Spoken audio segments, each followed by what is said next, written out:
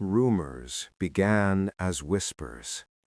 In the dry farmlands of Lintong County, just outside Xi'an, farmers spoke of something strange buried beneath their fields, something that did not belong to the living. They said broken pottery kept surfacing from the soil, clay fragments, hollow faces, pieces of armor. At first, no one paid attention. China in 1974 was deep inside the Cultural Revolution, a time when the past was often feared more than celebrated. But then, a well-digging crew struck something solid. Not rock, not bone, a human head, made of clay and life-sized. It was March 1974. A group of local farmers were digging a well during a drought, hoping to reach water that might save their crops.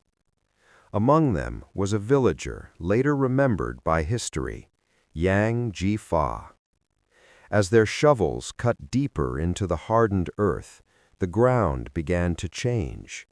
Instead of loose soil, they hit packed clay, then fragments, then shapes.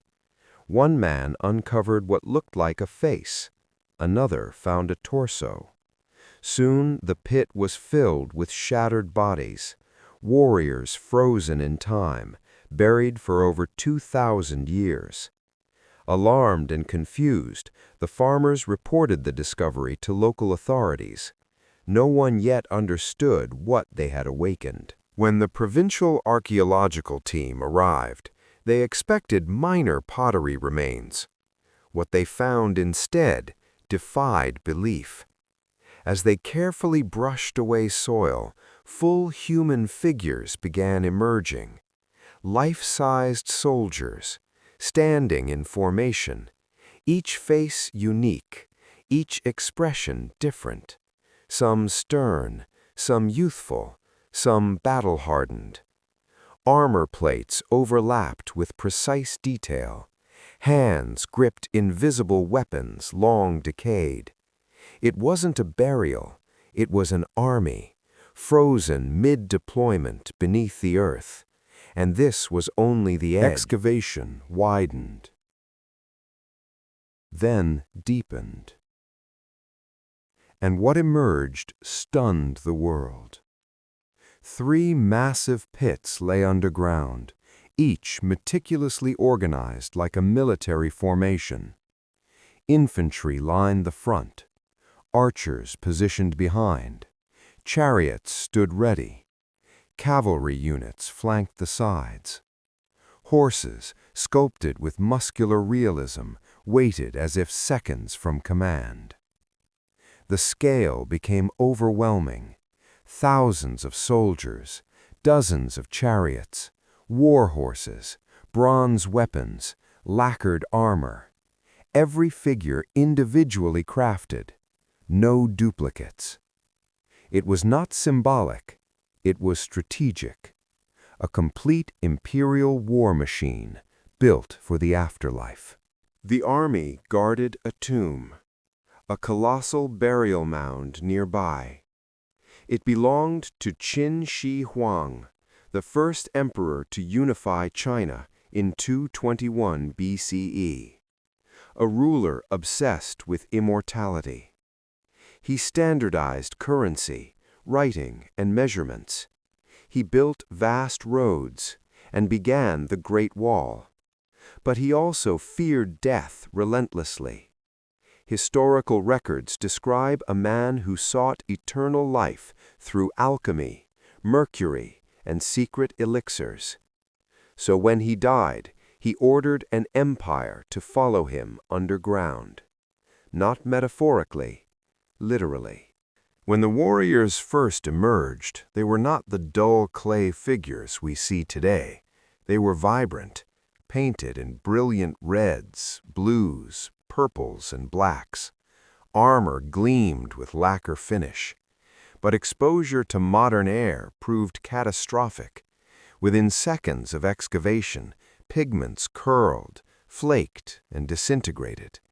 Colors preserved for 2 millennia vanished before archaeologists' eyes. It was like watching history fade in real time. A race began, not just to uncover the past, but to save it from the present.